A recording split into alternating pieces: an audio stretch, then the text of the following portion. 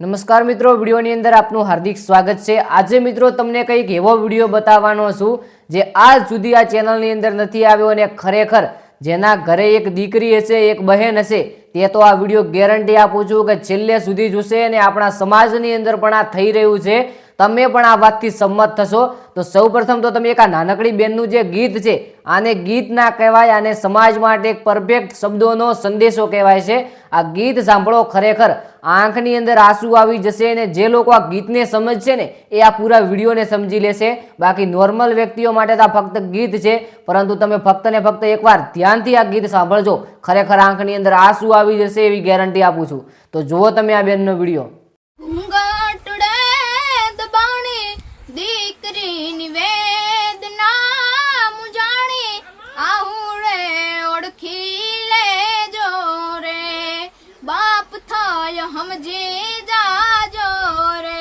અરે આ બેને જે શબ્દો બોલ્યા છે, એક એક શબ્દો સાચા છે કે ઘૂંઘટમાં દબાણી દીકરી। હા બેન, તમારી એકદમ વાત સાચી છે અને તમે પણ જો વિડીયો જુઓ છો તો થોડું વિચારી લો કે ઘૂંઘટમાં દબાણી દીકરીની વેદના એટલે કે બાપ જ્યાં પરણાવે ત્યાં એ દીકરી જાય છે અને ખરેખર એ દીકરી સુખી છે કે દુખી છે એ નથી જોતા, ફક્ત ને ફક્ત એટલું જુએ છે, પૈસા જોવે છે। મિત્રો, એવું નથી કે બધા એવા હોય છે, 100 માંથી કોઈક એવું હોય છે અને હજુ તો તમે આ ફક્ત ને ફક્ત શરૂઆત છે।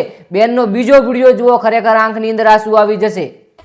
પૈસા લઈ કિયા ભવે સુખી થાસો, કાડોયા પૂરી વાજો, હમજી વિચારી દેજો રે।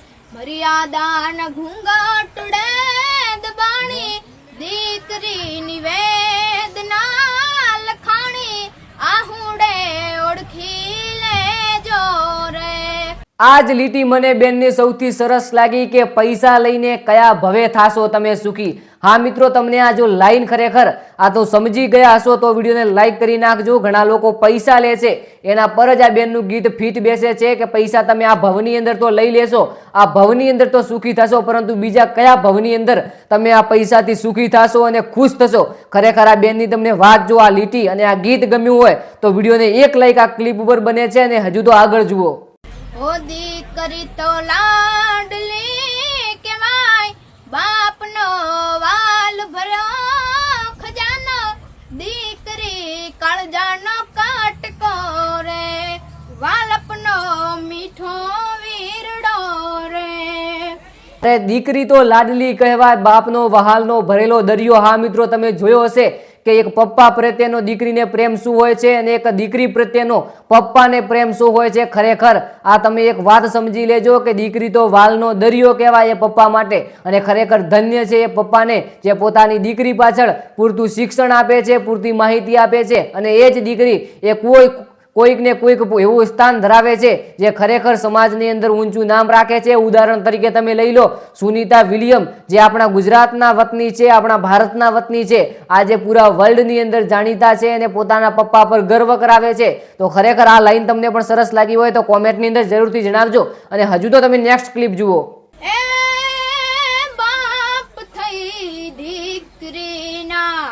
બાપ થઈ દીકરીના કરશો નહીં તમે મુખ, તુજસે ઠાકર આખું રે, વિજરશો એ નૂરના। તો હા મિત્રો, આ લાઈન પણ તમે જોઈ લો કે એક બાપ પોતાની દીકરીને ક્યારે દુખી નથી જોઈ શકતો, એક બાપ ક્યારે દીકરીને ખોટું કરવાથી રોકે છે, એ બાપ એ દીકરીને ક્યારે ખોટા રસ્તે ના ચડાવે, ખોટી જગ્યાએ ન નાખે, પરંતુ મિત્રો એ દીકરીનું દુઃખ છે એ ઘણા લોકો એવા હોય છે કે દીકરીને પાછળથી દુઃખ આવે છે, અને ઘણા લોકો એવા હોય છે કે એવું વિચારી સમજીને કામ કરે છે કે દીકરીને ક્યારે દુઃખ નથી આવતું, એ સુખની અંદર પોતાના જે જીવન છે જીવનને કાઢે છે। ક્લિપ જો તમને સારી લાગી હોય તો કોમેન્ટની અંદર પણ જણાવજો અને વિડીયોને લાઈક પણ કરી સાઈડમાં હાઈપનું બટન દબાવી દેજો।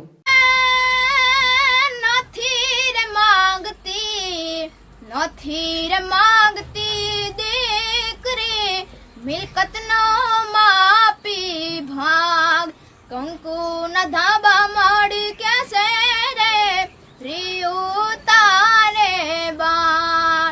મો દીકરી તો લાડલી કહેવાય, બાપનો વાલ ભર્યો ખજાનો, દીકરી કાળજાનો કાટકો રે। અને ખરેખર મિત્રો જો તમને આ ક્લિપ જોયા પછી આંખની અંદર થોડું પણ એવું ના થાય, મનની અંદર થોડું પણ એક સેડ ફીલ ના થાય તો મને કહેજો. આ બેને કીધું છે, આ દીકરીએ સરસ મજાની લાઈન ગાઈ છે કે નથી જોઈતી એ દીકરીને મિલકતમાં ભાગ કે નથી જોતો કોઈ ભાવ.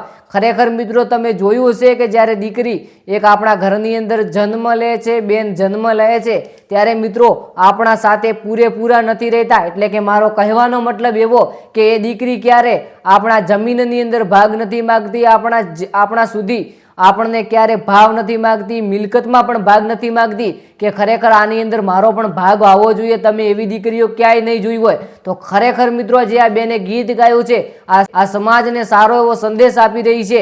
અને ખરેખર આ બેનનું ગીત જો તમને પણ ગમ્યું હોય ને મારી વાતો ગમી હોય તો કોમેન્ટની અંદર એકવાર જરૂરથી જણાવજો. બાકી આપણી ચેનલને સબસ્ક્રાઈબ કરી લેજો. અને આ વિડીયો બનાવવાનો ફક્ત ને ફક્ત હેતુ એટલો છે કે ઘણા લોકો પોતાની દીકરી છે, પોતાની બહેન છે, હું તો ઘણા નથી કહેતા પરંતુ લગભગ બધા જ લોકો પોતાની દીકરીનું દુઃખ ક્યારે નહીં જોઈ શકતા, પોતાની દીકરીને ક્યારે ખોટા રસ્તે નથી જવા દેતા. ત્યારે મિત્રો ક્યાંક ને ક્યાંક જોઈએ તો આપણને ખામી જોવા મળે છે. બાકી ધન્ય છે એ લોકોને જે પોતાની દીકરીને એક સાચી રીતે શિક્ષણ અપાવીને પોતાનું જ નામ ગર્વ ઉપર લાવે છે.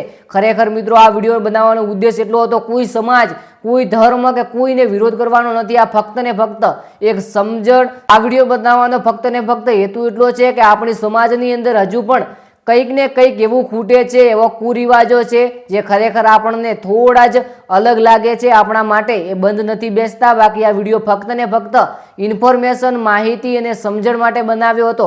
કોઈ પણ જાતિ, જ્ઞાતિ કે વ્યક્તિનો ધર્મ કે પછી કોઈ પણનો વિરોધ કરવામાં આવ્યો નથી. બાકી આપણે મળીએ જોરદાર નવા વિડીયો સાથે. ત્યાં સુધી આપણી ચેનલને સબસ્ક્રાઈબ કરી લેજો. અને ખાસ કરીને આપણા ઇન્સ્ટાગ્રામ પેજને જો ફોલો ના કર્યું હોય તો આપણું જય ગોગા શોર્ટ પેજ છે, જેની અંદર 1500 થી પણ વધુ લોકો જોડાઈ ગયા છે. એટલે કે 1500 થી વધુ ફોલોવર્સ થઈ ગયા છે. ત્યાં તમને દરરોજ કંઈક નવું જોવા મળશે, કંઈક અલગ જોવા મળશે અને તમને એવું જોવા મળશે જે ખરેખર તમને ગમશે, આશા રાખું છું. તો ખાસ કરીને આપણું જય ગોગા શોર્ટ પેજને ફોલો કરવાનું ભૂલતા નહીં. આ વિડીયો હજુ પણ કહું છું ફક્ત ને ફક્ત ઇન્ફોર્મેશન માટે બનાવવામાં આવતો, કોઈનો વિરોધ કરવામાં નથી આવ્યો. આપણે મળીએ જોરદાર નવા વિડીયો સાથે. મારી આ વાડીને અંત આપું તે પહેલા ચેનલને સબસ્ક્રાઈબ કરી લેજો અને કોમેન્ટની અંદર એકવાર મારી આ વાતથી સહમત છો કે નથી એ પણ જણાવવાનું ભૂલતા નહીં. મળીએ જોરદાર નવા વિડીયો સાથે. ત્યાં સુધી આપ સર્વે મિત્રોનો દિલથી ખૂબ ખૂબ આભાર.